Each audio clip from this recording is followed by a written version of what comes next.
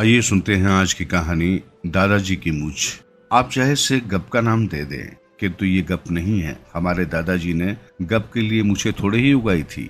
यदि उन्हें पता होता कि उनकी मूछें एक दिन महज गप बनकर रह जाएगी तो वे सच मानिए अपनी गज भर की मूछें जड़ से उखाड़ फेंकते। अफसोस दादाजी हमारे बीच नहीं है, किंतु उनकी मूछें आज भी हमारी नजरों के सामने घूमती रहती हैं। दादाजी ने जीवन भर कभी कोई काम नहीं किया, करते भी कैसे? दोनों हाथों से तो वे अपनी दोनों मूछें संभाले रहते थे।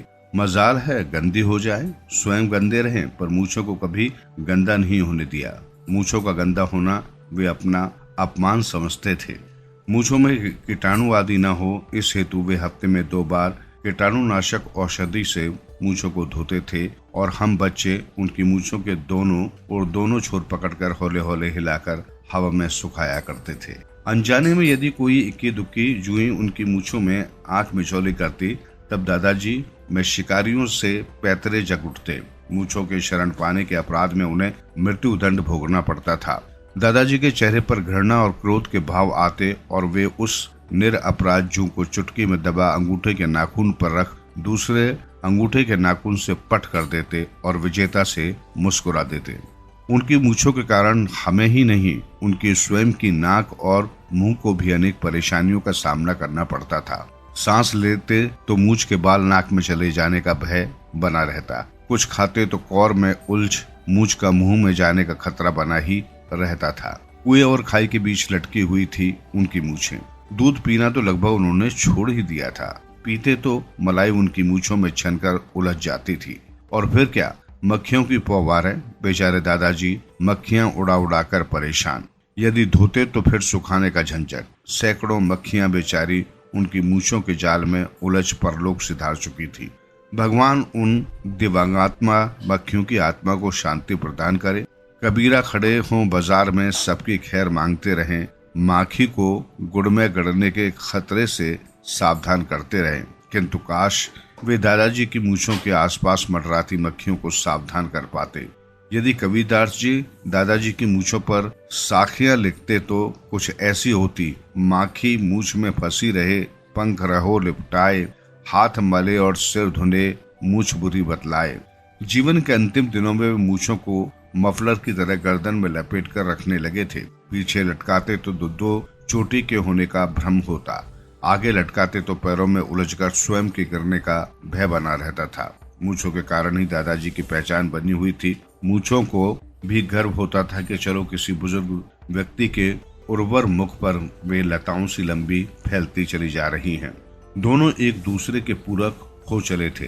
दादाजी को कई बार डरावने सपने आने लगे थे, जैसे कोई गिलहरी उनकी मूछ को तर रही है, मधुमक्खियां मूछों को अपना छता समझ घुसपैठ कर रही हैं, बया चिड़िया घोंसला बनाने के लिए मंडरा रही है, खोजी पत्रकारों का दल मूछों के प्राकृतिक होने के प्रमाण मांग रहा है, शरारती बच्चे मूछ खींच खींच कर भाग रहे हैं, आदि आदि।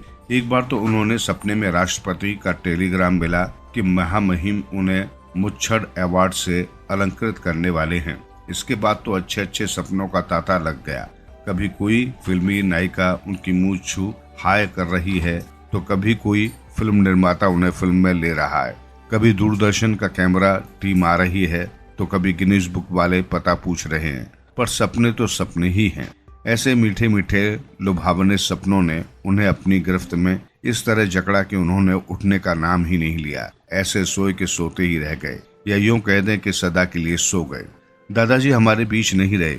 मूछ उगाने, लंबी करने और संभालने के सिवा जीवन में उन्होंने कभी कुछ नहीं किया। मूछों की जमा पूंजी के अलावा उन्होंने विरासत में हमारे लिए कुछ नहीं छोड़ा। गांव के गणमान्य जो के शव यात्रा में पधार कर मुझको मृत्युभोज के व्यंजनों के अलावा जो सलाह दे रहे थे, उनमें से एक ये थी कि बेटे, दादाजी का नश्वर शरीर पंच तत्व में विलीन होने वाला है। तू एक काम कर, दादाजी की मूछों का पंचनामा बनाकर उनकी मूछें उतार ले, अपने पास रख, कभी काम आएंगी। दादाजी की वही अति प्रिय वस्तु है। मैंने वैसा ही किया।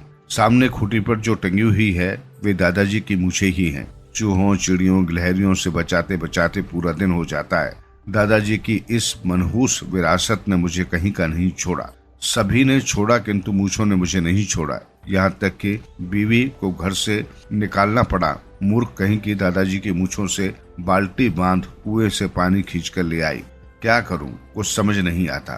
दादाजी मर गए, मूछें छोड़ गए। यदि आपको कोई ड्रामा कंपनी वाले मिले तो मेरे पास पहुंचा दे, मुफ्त में दे दूंगा, साथ में अगरबत्ती, नारियल, पूजा के पैसे भी।